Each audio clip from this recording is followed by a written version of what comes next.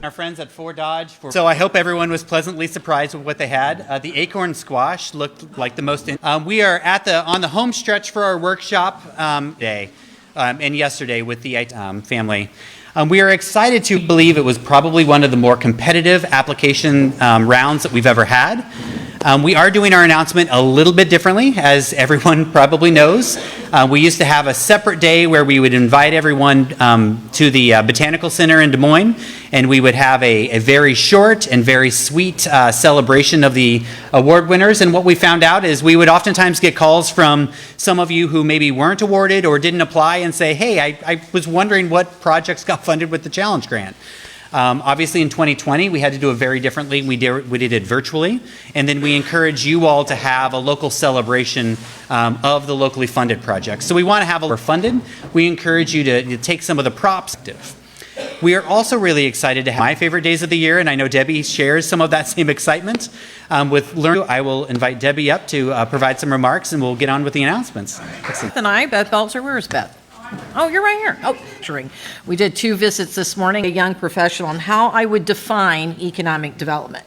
Now, I don't do anything succinct, right? So this is how I used to go from Donovan Ripka of Place Economics. Work that you all do every and one event at a time. So I want to create challenge grants that are going to force. They will spur another and another and another visit and residents another reason to stay. I'm so proud that draw people to them. Funds have leveraged nearly $65 million. The state have received the funding.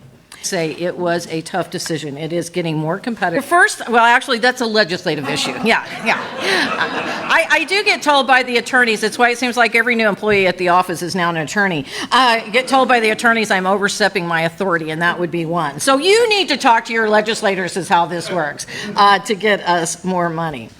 But I also want to share a quote with you because I've been reading the works of a highly decorated author, Eudora Welty, who is she's received a Medal of Honor, she's a Pulitzer Prize winner, she does American short stories and novels, she's a photographer, and she writes about the American South, which is the home base of where my husband comes from.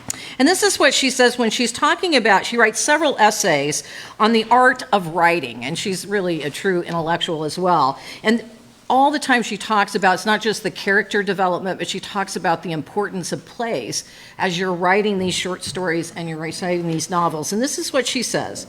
It is our describable outside that defines us willy-nilly to others that may save us or destroy us in the world. It may be our shield against chaos, our mask against exposure, but whatever it is, the move we make in the place we live has to signify our intent and our meaning. I conclude with this quotation because her last line is kind of the guiding post, if you think about it, for Main Street Iowa organizations, and actually it should be the rallying cry for all of us. The move we make in the place we live has to significant our intent and our meaning. Our communities, the places we live, spend our time, and raise our families should be places of value, meaning, and significance, and above all, places we are all proud to call home. So it is now my great honor to turn it over to Maya to announce and celebrate this year's Challenge Grant recipients. So thank you.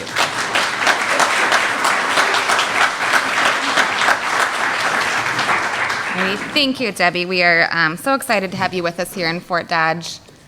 And as always, we are so grateful for your support of the Challenge Grant program, our Main Street communities, and all the work you do for Iowa's downtowns. Like Michael said, we are really excited to have our announcement here at our fall workshop to share these projects with our entire Main Street family, and it's so nice to have everybody together again today. I'm about to show you a lot of before projects, but wanted to take a quick second to highlight some of the recent afters of projects that have just wrapped up. Hopefully a lot of you got a chance to see the Fisher Block project here in Fort Dodge on the tour. I heard if you were lucky enough to be on that, you got a really nice box of cupcakes and other goodies from the bakery that will be moving in there in December. That project also added 2 apartments into commercial spaces to downtown. And down in Burlington, the Deluxe Aesthetics project moved into the Gall building, which brought a growing spa and wellness business into the heart of downtown.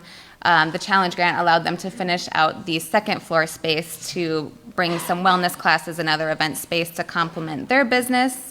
And then in Ottumwa, the challenge grant helped with the uncovering, I guess, and restoration of this terracotta facade and a rear facade project. And they are now continuing with the interior commercial space and an upper story apartment. So just wanted to highlight some of the really great projects that are happening that you might not always get a chance to see.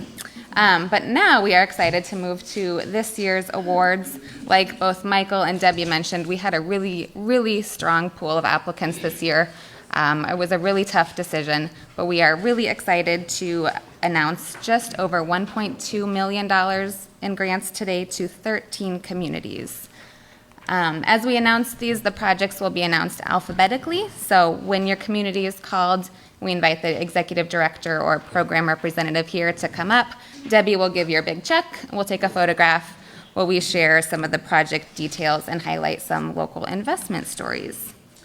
So first up, we have Avoca, the Radberries Bakery and Cafe project. And yep, come on up, Amber.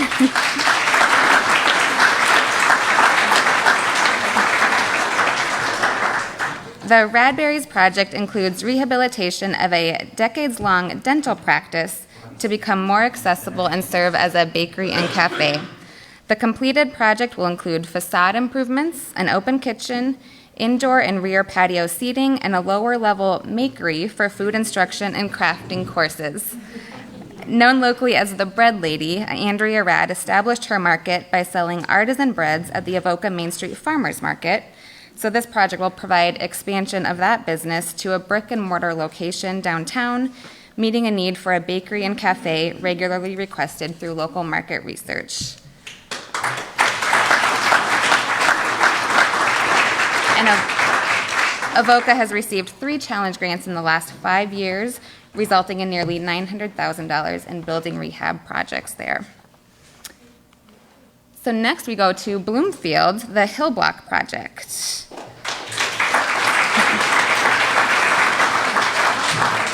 And this project is part of a multi-phase plan to renovate 3 contiguous buildings known as the Hill Block on the historic Bloomfield Square. Built in 1869, there was a major structural issues that became apparent in the last few years, with partial wall failure and risk of further collapse of that block. After the city acquired the buildings and worked on emergency stabilization efforts, a local developer stepped up this year to fully restore the block. The challenge grant funds will focus on interior rehab of 2 vacant commercial spaces that already have committed tenants and will add jobs and businesses to the district, with exterior and upper story phases to start shortly after. And Bloomfield has received just over $250,000 in challenge grants over the life of their program, resulting in nearly $900,000 in building rehab investment.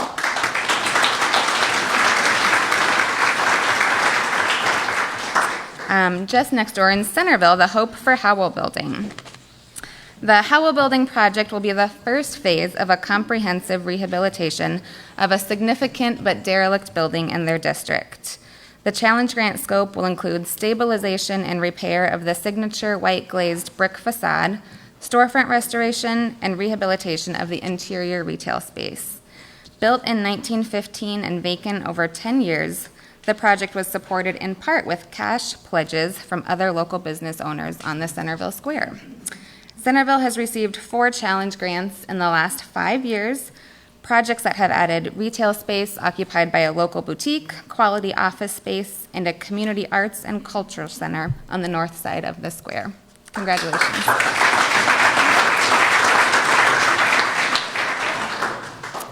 Up to Dubuque, the Voices Dubuque LLC project at 1585 Central. The Voices Dubuque Studio project will create a vibrant and inclusive center for arts and engagement in the community's most economically distressed neighborhood. The adjoining vacant buildings at 1563 and 1585 Central Avenue will be infused with new energy to renovate, rehab, and reimagine the space as a gallery, bistro art bar, workspace, and an upper story unit. The Voices Dubuque project has already begun to spur transformation in the neighborhood, by cultivating relationships with neighboring businesses and engaging local residents to prepare the space for rehab. And Dubuque has received 13 challenge grants over the life of their Main Street program, leveraging over $10 million in private investment.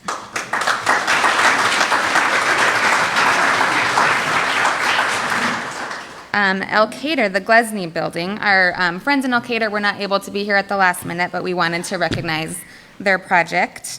The Glesney building project plans to revitalize a contributing building in the downtown district that dates back to 1891.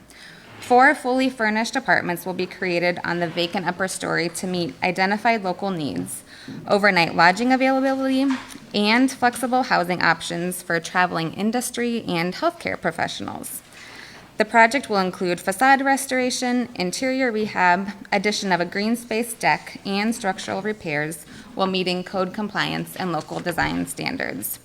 And Elkader has received just over $400,000 in total challenge grant funds, resulting in $1.2 million in total building rehab investment in their district. Congratulations. And then right here in Fort Dodge, we have a big hometown contingent, the Howard Black Stevens Apartments project. The Howard Block, built in 1900, is a prominent 3-story downtown building with unique architectural details, including pedimented parapets and a trapezoid-shaped plan. Underutilized and largely vacant, the project will activate the first floor commercial space with build-to-suit flex office workspace, will repair exterior masonry and windows, and will update 6 upper-story apartments to meet market-rate housing needs identified in Main Street Fort Dodge 2019 market study. Since 2019, which we've seen Downtown Revitalization Awards, which will impact a total of 21 downtown building facades.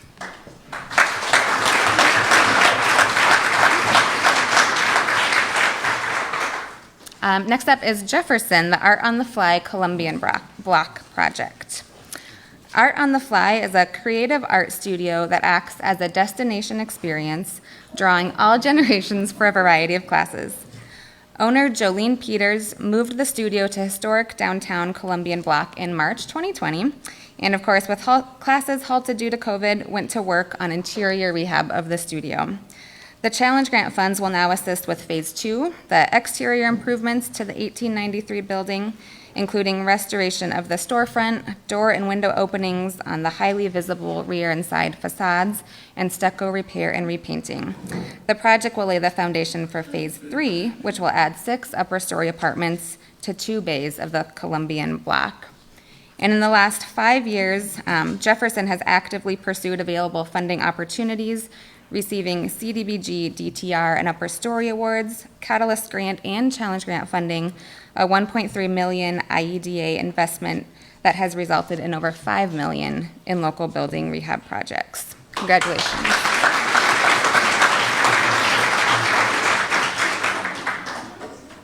Up to Lamar's next, the Cass Building Upper Story project. This project will rehab the second floor of the 125-year-old 4-bay wide Cass building in historic downtown Lamar's. The long vacant space will be developed into 4 apartments, 2 one-bedroom and 2 studio units, restoring historic wood trim and tin ceiling details. The project will also include restoration of window openings on the front facade, replacing the deteriorated rear deck, and adding rear access entry and stairs.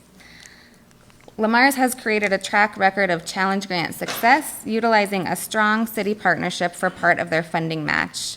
Just over $500,000 in IEDA funds has leveraged over $1.2 million in local funding for nearly $1.8 million in downtown projects, a majority of which are upper story housing units.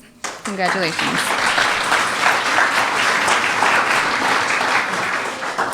Next up is Marshalltown and the Hopkins Building. Rehabilitation of the Hopkins Building has been a priority of the city, but the scope of work needed and further damage sustained in the 2018 tornado and 2020 derecho has been a barrier to finding a willing developer. New local ownership is working on a comprehensive project that will transform this corner of West Main with rehab of both the Hopkins and adjacent Willard buildings. The challenge grant assists with the Phase 1 exterior rehab for the Hopkins building, including tuck pointing and repair of the brick and terracotta facade, window restoration, and storefront restoration. Additional phases will upgrade the building system's interior and add rear access, providing 2 retail storefronts and 8 upper-story housing units in this building alone. Marshalltown is continuing its downtown focus. In the last 2 years, they've received 2 challenge grants, a CDBG DTR award, and CDBG upper story funding, $1.1 million in funding that will result in nearly $2.8 million in total investment. Congratulations.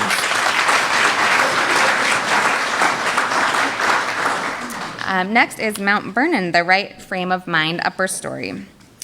This project includes a complete build-out of an empty Main Street upper floor into a livable, rentable space. Built in 1888, the building is the last second-story apartment downtown that has not received a livable renovation and is needed to meet local housing needs for retail and restaurant workers. The current building owners operate the right frame, the rear 2-story deck and access stairs in preparation for this project. 4 challenge grants in the last 5 years have been part of Mount Vernon's business retention and recruitment success. The projects have added a wine bar and gift shop, facilitated in Mount Vernon.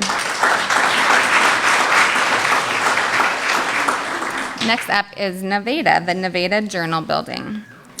The Journal Building project will rehabilitate the historic newspaper building to create a brew pub and restaurant, answering an identified community need. The project will include facade restoration, interior rehab, rehab of the rear facade, which will lead to a new 3-season green space and outdoor dining area. New office space will be created in the basement to relocate the existing service-oriented business from the storefront while still maintaining their presence in the district. The project will be the first in downtown Nevada to pursue historic tax credits. As one of our newest Main Street districts, Nevada is building momentum with building rehab projects where $275,000 in Challenge and Catalyst Grant awards are leveraging over $1 million in local investment. Congratulations.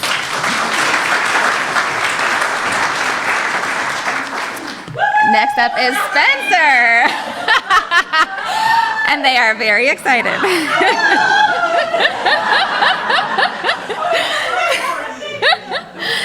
The Hanson's Upper Story project will rehab the top 2 stories of 519 Grand Avenue, owned by Hanson's Clothing, a landmark downtown business.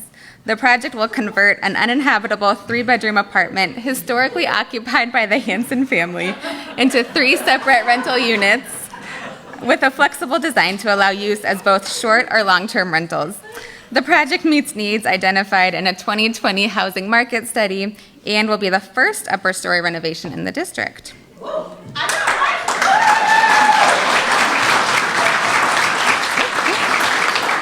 This is Spencer's second challenge grant overall and first in over 10 years, and we are excited to partner with them on that upper story investment. And they are also the best dressed award, I think, here too. And most enthusiastic, yes.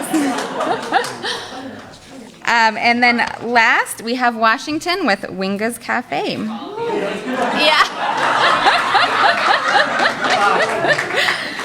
Winga's Cafe is a classic American diner that was in operation from the 1920s through 2006, when the owners retired and just closed the doors. It has sat vacant and dark since and has suffered significant deterioration in that time. New owners Isabella and Ed Santoro purchased the building in 2020, replaced the roof, and upgraded the second-floor apartment. The challenge grant will now assist with Phase 2, restoration of the historic dining room, including the tin ceilings and soda fountain counter, to reestablish a breakfast and lunch spot with a classic diner menu and a few modern updates. The project meets needs identified by local survey work and Esri leakage data and will be a welcome addition to the downtown square. Strong local funding programs from the city and Main Street, Washington, have helped leverage $300,000 in total challenge grant awards towards over $500,000 in local match. Congratulations. So again, congratulations to all of our grant recipients. Debbie, again, thank you for being here and celebrating with us. I have just a few quick housekeeping items. For those awarded projects, award letters and contracts will go out via email today, and those will go through an electronic signature process, so keep an eye out for that email. A reminder that work cannot start on those projects until those contracts are all signed and executed by IEDA. An IEDA press release will go out this afternoon if it has not already. In addition to that press release, we have a local template for press releases that can be edited for your marketing use. An email to that and some other shared resources will also go out this afternoon. And then initial consult calls are being scheduled on all those awarded projects. So if you have not already signed up for a time, please do so or email me if you have any questions on that. So we look forward to working with you all on these exciting projects, and don't hesitate to contact me with any questions related to your grant award. With that, I'm going to turn it back over to Michael to wrap up our days in Fort Dodge. Excellent. Well, let's give another round of applause for the successful challenge.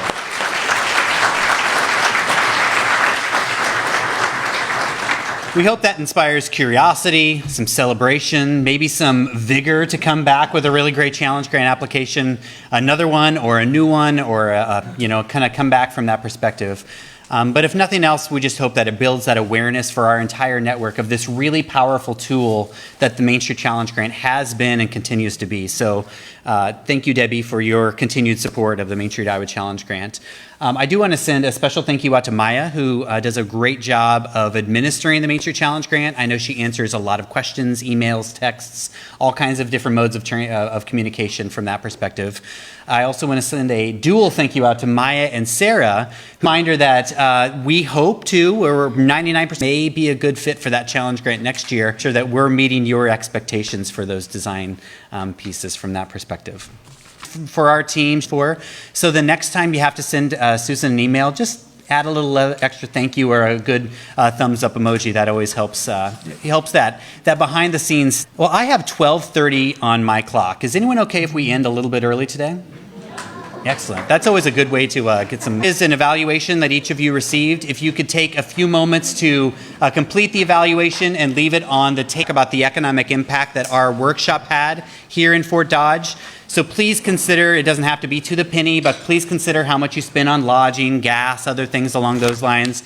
I know there is a line for retail shopping and things like that. The second, and I always forget to do this, and I know a lot of you forget to do this as well, take a few moments to take off your name tags. We do reuse these. Either leave it on your table or leave it on the table out there.